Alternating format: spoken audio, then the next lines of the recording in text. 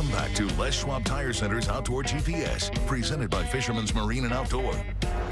Welcome back, everybody. I just had a bit of an epiphany. A buddy of mine just texted me, obviously watching the show. Good morning, dude. Sometimes if you call, back on this duck call thing, if you call a manufacturer as opposed to a retailer, sometimes they will accommodate you and send you 2 or 3 of those calls so you can pick the one that you want and send the other ones back. So keep that in mind. Thank you for that. I did not recall that. Let's check in with Cameron Black. Unfortunately, we don't have video this morning. It's going to have to be a phone call, which is okay because he knows how to do that as well. Cameron, how you doing this morning, bud? Doing good. What's happening, man? I'm wishing that we had better technology, but it is what it is. How's the fishing for you, and where are you at? So we did a late start this morning. We're actually out in the ocean today, even though we've been out in Astoria. We're getting out here a little far.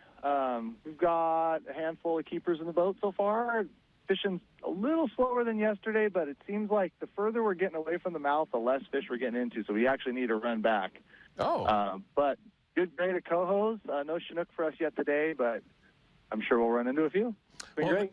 And that's been the report. We've been, as you know, Cameron, we've been getting several reports, different interviews that we're doing. And, of course, you get reports from all your friends that are out there, of course. But mostly just silvers and the onesie-twosie for Chinook out there in the saltwater. Have you heard the same thing? Have you seen the same thing? Yeah, I mean, absolutely. Lots of good grade of coho. We did have one day. We had one day where we had 5 Chinook and decided to keep 3 of them and threw a couple that were a little stinkier back than others, if you get my drift. But it's definitely been a coho show, but it's been nice. It's also been a coho show in the river right there at 10 as well once this tide slips. So lots of them A-runners around this year. Well, that's one of the questions that you've been playing this game down there for quite a while. You're no rookie in that area. Is it a little weird to see this kind of a silver fishery the way it is right now? Honestly, the only thing weird about it is that on the first and second, with, at least for the guys in the river, we didn't have that big of an incoming tide, and the fish were just sitting right outside the mouth. I don't know if the bait's drawing them there or their instinct to go in. And so, we've seen some years where we've had really big incoming tides to start, on the 1st, 2nd, 3rd of August.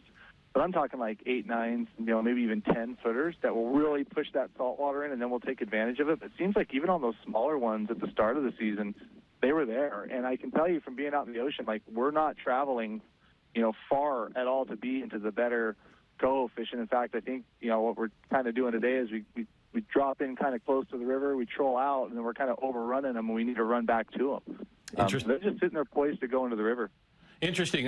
Everyone, if you're going to be spending some time down there, pay attention to what Cameron's sharing with you. I got to go to the river, though. Okay, now, most people, I shouldn't say it that way, a lot. The biggest part of maybe that fleet that's going to be down there is ultimately going to be spending their time in the river itself, from 10 and up in multiple different zones. With the way the tides are this upcoming week, are you going to make that migration into the river itself, or are you going to stay out into the salt water? And if you are going to go into the river, what are your thoughts on that? How do you think that might play out? So the next few days, we have that really big outgoing tide in the morning. In fact, it's been kind of restricting the bar. And honestly, it's just the kind of the wrong tide to fish the river. Now, when that slows down towards low, there should be some opportunity to get Chinook, out in front of Chinook or the tongue, the bottom of the sands, kind of low in the river, where those fish are going to flush down to. And as that starts to cool, I think it starts getting weaker today, and as it starts to cool into early next week, those are going to turn into really good or actually middle next week, they're going to turn into really good Chinook tides. So it's coming. I know guys that are getting some Chinook in the river, and the guys that are fishing that afternoon tide kind of late after the whole fleet kind of goes home, they've been finding some really good Chinook kind of late in the day on that weak outgoing tide, late in the afternoon. Of course, if you gamble your day on that, you could end up with a little bit of wind, but it sounds like there's been some fish around. So definitely as we get into this week. But the ocean's been so flat, too. It's been kind of hard not to be out here. And coho have been good. So yeah, I mean, obviously, if you have the knowledge and the boat and the water cooperates, if you can get out there, it makes perfect sense. But again, a lot of folks want to spend their time in the river for a number of different reasons. When you do make that move up into the river, are you pretty much just going to fish the same way you are out there in the ocean, just kind of change your baits up, or what are you going to do?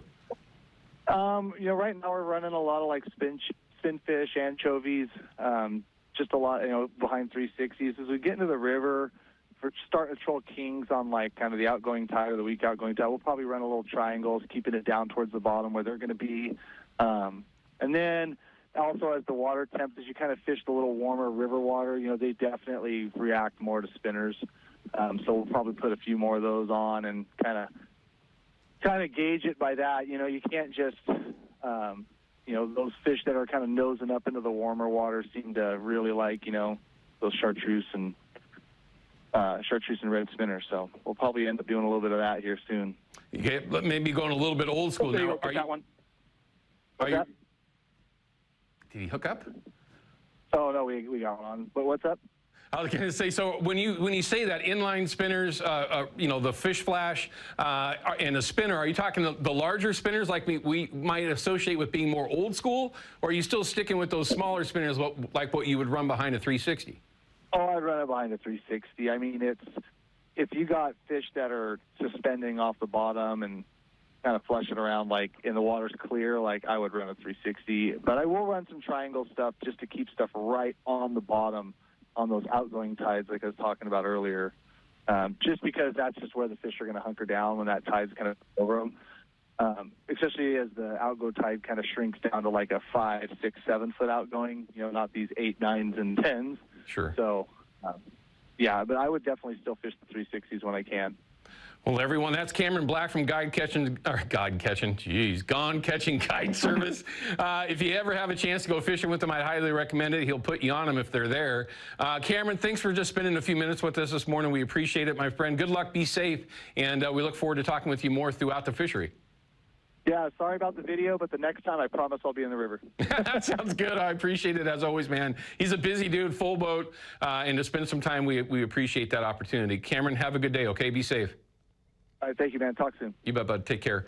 That's Cameron Black, Gone Catching Guide Service. You get a chance to hook up with, no pun intended, if you get a chance to get out there with him, make sure you do so. All right, when we come back, we're going to have your pike minnow reward numbers for you.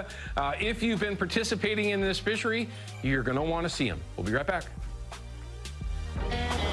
Outdoor GPS is brought to you by Chevy Silverado and the impressive Turbo Max engine. Flex your muscle with the strongest, most advanced Silverado ever. Official truck of Outdoor GPS.